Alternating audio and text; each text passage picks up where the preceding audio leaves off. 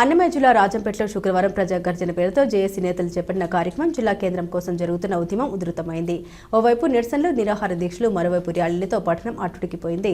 JAC పిలుపు మేరకు ప్రజా గర్జన పేరుతో పట్టణంలో భారీ ర్యాలీ జరిగింది. టీడీపీ, బీజేపీ, జనసేన ముఖ్య నేతలతో పాటు పెద్ద ఎత్తున ప్రజలు స్వచ్ఛందంగా ర్యాలీలో పాల్గొన్నారు. రాజంపేట పట్టణం పురవీధుల గుండా సబ్ కలెక్టర్ కార్యాలయం వరకు ర్యాలీ సాగింది. ఈ సందర్భంగా ప్రజలు జిల్లా కేంద్రంగా రాజంపేటను చేయాలని పెద్ద ఎత్తున నినాదాలు చేశారు. అనంతరం జేఏసీ నేతలు సబ్ కలెక్టర్కు వినతి పత్రం సమర్పించారు. ఈ ర్యాలీలో పాల్గొన్న రాజంపేట టీడీపీ ఇన్ఛార్జ్ జగన్మోహన్ రాజు మాట్లాడారు. గత వైసీపీ ప్రభుత్వం పార్లమెంటు కేంద్రాల్ని జిల్లాలుగా చేస్తామని చెప్పి రాజంపేట జిల్లా కేంద్రంగా చేయకుండా మోసం చేసిందన్నారు. ఇలా చేయడం వల్ల రాజంపేట ప్రాంతం పూర్తిగా వెనుకబడిందని, ఈ ప్రాంత వాసులు పూర్తిగా నష్టపోయారని ఆయన అన్నారు. కూటమి ప్రభుత్వంలో రాజంపేటను అభివృద్ధి చేస్తామని, ఈ ప్రాంత ప్రజల ఆకాంక్షల్ని ముఖ్యమంత్రికి తెలియజేస్తామని ఆయన అన్నారు.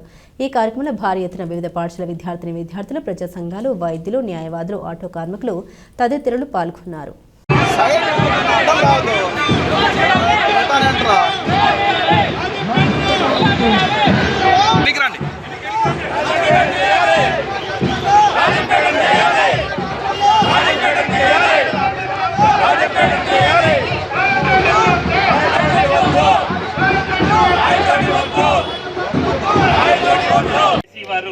ఆధ్వర్యంలో ఈ కార్యక్రమం ఇంత దిగ్విజయంగా జరుగుతున్నందుకు ప్రతి ఒక్కరికి కూడా నా శిరస్సు వచ్చి నమస్కరిస్తున్నాను. ఈరోజు మనము ఈ కార్యక్రమం తలపెట్టినప్పటి నుంచి కూడా ప్రజలలో ఎంతో కొంత గట్టిగా నిరసనలు మొదలయ్యాయి. ఈ నిరసనలు రాజంపేట రైల్వే కోడూరు ప్రాంతం వరకు వ్యాపించాయి.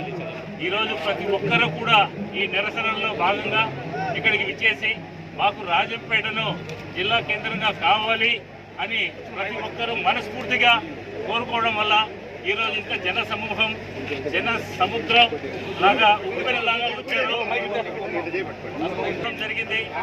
కాబట్టి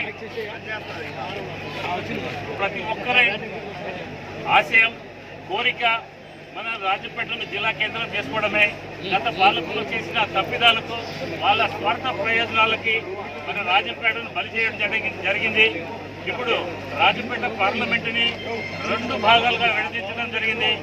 అందులో మదనపల్లిని ఒక జిల్లా చేయడం జరిగింది. ఆ తర్వాత ఇప్పుడు మనకు ఉన్న 3 నియోజకవర్గాలకి భౌగోళికంగా మధ్యలో ఉన్నటువంటి మన రాజంపేట ప్రాంతాన్ని జిల్లా కేంద్రంగా అడగడంలో ఎటువంటి తప్పు లేదు. కాబట్టి మనమందరం కూడా ఐక్యంగా ఉండి